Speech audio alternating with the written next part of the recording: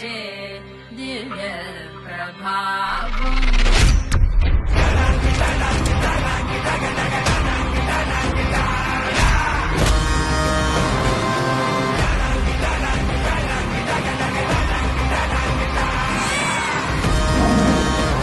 This Big Boss Season 8 is limitless.